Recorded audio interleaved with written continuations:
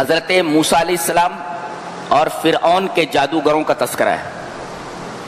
ایک میدان میں ایک وقت معین پر جادوگر بھی جمع ہو گئے اور حضرت موسیٰ کو ان کے مقابل کھڑا کر دیا گیا. اب انہوں نے جب اپنی رسیاں ڈالی تو ایسا لگا جیسے بڑے بڑے سانپ حضرت موسیٰ کی طرف بڑھ رہے ہوں, اور موسیٰ علیہ السلام ڈر گئے. پتہ یہ چلا کہ جادو کا اثر ہوتا ہے دماغ پر بھی, دل پر بھی, اور آدمی کی صحت کے اوپر بھی. نبی کریم صلی اللہ علیہ وسلم کے اوپر جادو ہوا, آپ کا دماغ متاثر تھا, اس طریقے سے آپ کا بدن متاثر تھا. اور پہلے پارے میں بتایا گیا کہ جادو کے ذریعے لوگ میاں اور بیوی کے درمیان تفریق کر دیتے. تفریق کب ہوتا ہے؟ جب دل خراب ہو جائے ایک دوسرے کے خلاف. تو گویا کہ جادو کا اثر دل پر بھی ہوتا ہے اور جادو کا اثر دماغ پر بھی ہوتا ہے. جیسے نبی کریم صلی اللہ علیہ وسلم ایک کام نہیں کیے ہوتے تھے, لگتا تھا کہ آپ نے کر لیا ہے, اس کا مطلب دماغ متاثر تھا اور صحت بھی آپ کی خراب ہو گئی تھی. جادو کا اثر دماغ پر ہوتا ہے, جادو کا اثر دل پر ہوتا ہے, اور جادو کا اثر بدن کے اوپر ہوتا ہے.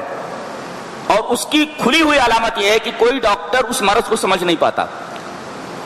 جب معاملہ ایسا آ جائے تو پھر دعا کی طرف متوجہ. اور دعا کا مطلب یہ نہیں کسی بابا کے پاس جاؤ, نہیں, اس کا علاج بتایا گیا. آیت الکرسی پڑھ کر کے پھونکو, اسی طریقے سے قل اعوذ برب الناس, قل اعوذ برب الفلق. ہاں ایک سوال ہے کہ کبھی کبھی آدمی پڑھ کر کے دم کرتا ہے مریض کے اوپر لیکن شفا نہیں ہوتی, اس کی کیا وجہ ہے؟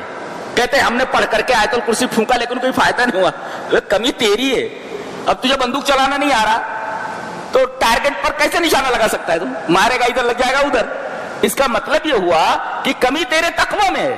اگر تیرے اندر ایمان اور تقوی ہو تو سوال ہی پیدا نہیں ہوتا کہ تو پڑھ کر کے دم کرے اس کا اثر نہ ہو. تو کمی تیرے اندر ہے, تیرے تقوی اور تیرے ایمان کے اندر کمی ہے. آیتوں کا جو اثر ہے وہ اپنی جگہ مسلم. اب دیکھا کہ رسیاں آ رہی ہیں سانپ بن کر کے. حضرت موسیٰ علیہ السلام گھبرا گئے. اللہ تبارک تعالیٰ نے حکم دیا, القیا عصاک, اپنی لاٹھی ڈالو اس کے مقابلے میں.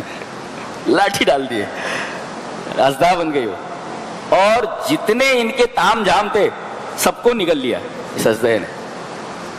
جادوگروں نے فوراً سمجھ لیا, دیکھیں حق واضح ہو گیا ان کے اوپر کہ ہم نے جو پیش کیا تھا وہ جادو تھا, میسمرائز کیا ہم نے دماغ کو, اور موسیٰ نے جو پیش کیا ہے وہ جادو نہیں ہے. اس لیے کہ وہ پورا جادو سیکھے ہوئے تھے, وہ سمجھتے تھے کہ جادو کیا ہے اور کیا نہیں ہے.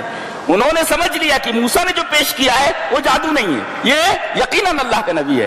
فَأُلْقِيَ السَّحَرَةُ سَاجِدِينَ, سارے کے سارے سجدے میں گر گئے. ایک مفسر لکھتا ہے کہ سجدے میں گرے نا, ایک سجدے نے ان کا پورا ماضی ختم کر دیا. ماضی میں جو گناہ انہوں نے کیے تھے اللہ تبارک و تعالیٰ نے ایک سجدے کی وجہ سے سارا ماضی ان کا ختم کر دیا. کتنا رحیم ہے نہیں, سجدہ اللہ کو بہت محبوب ہے. سجدے میں گر کر کے دعا مانگو. تو ایسا کرتے ہیں کہ اگلا جمعہ اسلام میں دعا کا تصور یہ رکھ لیتے ہیں, چلے گا؟ ہاں چلا لو. تو اب وَأُلْقِيَ السَّحَرَةُ سَاجِدِينَ, سب سجدے میں گر گئے اور انہوں نے کہا قَالُوا آمَنَّا بِرَبِّ الْعَالَمِينَ. اس لیے کہ فرعون اپنے آپ کو رب کہتا تھا نا, تو انہوں نے کہا رب العالمین پر ہی ایمان لائے. پھر اس کی وضاحت کی کہ رب العالمین کون؟ یہ فرعون نہیں, رب موسیٰ و ہارون, موسیٰ اور ہارون کے رب پر ایمان لائے تاکہ اس کو کہیں وہم نہ ہو جائے کہ رب العالمین میں ہوں, گدھا کہیں کا. تو قالوا آمنا برب العالمین, ہم رب العالمین پر ایمان لائے. کہیں لوگ یہ نہ سمجھ لیتے کہ رب العالمین یہی ہے, بعد میں اس کی تشریح کر رہے رب موسیٰ و ہارون, ہارون اور موسیٰ کے رب پر ہم ایمان لائے, تاکہ وہم میں مبتلا نہ ہو جائے لوگ کہ رب العالمین سے مراد یہ ہے. کہا فرعون نے اچھا آمن تم بھی موسیٰ پر ایمان لائے ہو, مجھ سے پوچھے بغیر, قبل ان آذن لکم, مجھ سے اجازت کے بغیر. یہ مکر ہے تمہارا, بہت بڑی چال ہے حکومت کے خلاف. حکومت کے خلاف بہت بڑی چال ہے. اور اب کیا کروں گا, تمہارے ہاتھوں اور پیروں کو خلاف سے کاٹ دوں گا. داہنا ہاتھ بایاں پیر, بایاں ہاتھ داہنا پیر, کاٹ کر کے پھر سولی پر لٹکا دوں گا. جادوگروں نے دیکھا کہ موت بالکل سامنے ہے, اب ہمیں بچنا نہیں ہے. کہنے لگے قالوا انا الی ربنا منقلبون, اللہ کی طرف ہم لوٹنے والے ہیں. اور تم جو بدلہ لے رہے ہو, انتقام لے رہے ہو, وما تنقم منا الا ان آمنا بآیات ربنا, ہماری غلطی اتنی ہے کہ ہم اپنے رب پر ایمان لائیں؟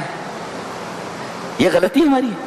آج پورے مسلمانوں کو اسی غلطی کی سزا دی جا رہی ہے، کیا کہ ہم اللہ کو مانتے ہیں، بس یہی غلطی ہے ہماری، یہی گناہ ہے ہمارا۔ یہ دیکھو وہی کہہ رہے ہیں، کیا تم ہم سے بدلہ لے رہے ہو، انتقام لے رہے ہو اس وجہ سے کہ ہم اللہ پر ایمان لائیں؟ ٹھیک ہے، لے لو، تمہیں انتقام لینا ہے تو ہم اپنا ہاتھ پیر کٹوانے کے لیے اور جان دینے کے لیے تیار ہیں، لیکن اب اس کے لیے بہت حوصلہ چاہیے، بہت دل گردہ چاہیے ہاتھ کٹوانے کے لیے، پیر کٹوانے کے لیے۔ تو اب یہاں کس چیز کی ضرورت ہے؟ ایک تو صبر کی ضرورت ہے، اور دوسرے اس دعا کی ضرورت ہے کہ اے اللہ موت آئے تو اسلام کے اوپر آئے، وہی دعا کر رہے ہیں۔ ربنا افرغ علینا صبرا وتوفنا مسلمین، اے ہمارے رب ہمارے اوپر صبر کو اونڈیل دے۔ اب یہ پورا پانی ہے نا، اب یہ صبر ہے، اب یہ پورا اونڈیل دیا جائے، صبر میں نہا جائیں ہم لوگ، اور صبر میں جب نہا جائیں تو پھر ہمارے ہاتھ پیر کاٹ لیے جائے، جان لے لے ہماری، ہم کو کیا پرواہ ہے۔ بتا دیا گیا ہے کہ جان چلی جائے مگر ایمان نہ جائے۔ مسئلہ یہ نہیں ہے کہ جان کیسے بچائی جائے، مسئلہ یہ ہے کہ ایمان کیسے بچایا جائے۔ وما تنقم منا الا ان آمنا بآیات ربنا لما جاءتنا ربنا افرغ علینا صبرا وتوفنا مسلمین۔ کیا کتاب ہے اللہ، اسی کتاب کو ہم لوگ چھوڑ بیٹھے تھے، کتنی حسین کتاب ہے، کتنی شاندار کتاب ہے۔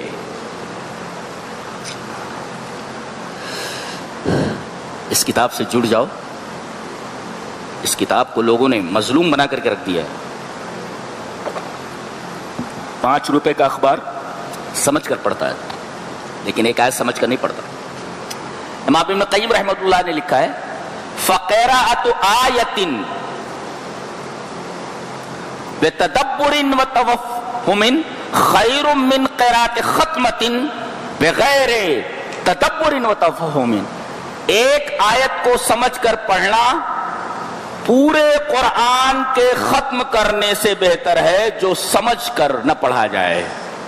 ایک آیت کو آپ نے سمجھ لیا تو یہ زیادہ فضیلت رکھتی ہے اس بات پر کہ پورا قرآن آدمی سن لے، پورا قرآن ختم کر لے۔ یہ ابن قیم کا تفسیر ہے، اس لیے کہ آدمی سمجھے گا نہیں تو ہدایت کیسے ملے گی؟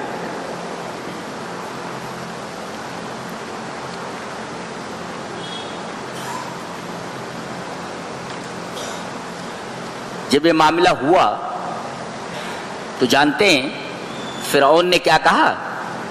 فرعون نے کہا اور اس کے ساتھیوں نے، یہ جادوگر جو ایمان لائے ہیں اصل میں ان لوگوں کی سازش ہے کہ تم کو تمہارے ملک سے نکال دیں۔ یہ دیکھو، یہ الٹا معاملہ ہے۔ ان کا جملہ اللہ نے نقل فرمایا ہے کہ کہہ رہے ہیں ان ھذا لمکر مکرتموہ فی المدینہ لتخرجوا منھا اہلھا، تاکہ یہاں کے لوگوں کو تم یہاں سے نکال دو۔ ایک مفسر اس آیت کریمہ پر تفسیرہ کرتے ہوئے لکھتا ہے کہ اتہام المصلح بالمؤامرۃ علی البلد ہی الاسطوانۃ یکررھا الطغاة دائما۔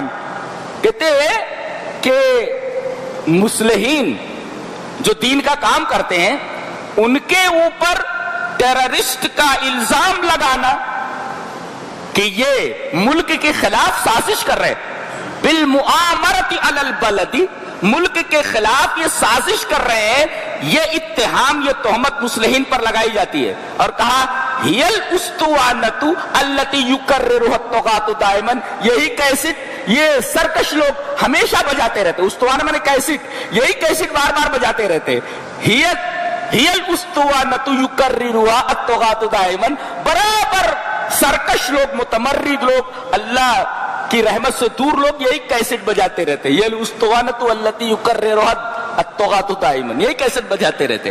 یہ دیکھو ملک کے خلاف سازش کر رہا ہے، یہ بہت بڑا ٹیررسٹ۔ بہت اچھا تبصرہ کیا ہے مفسر نے۔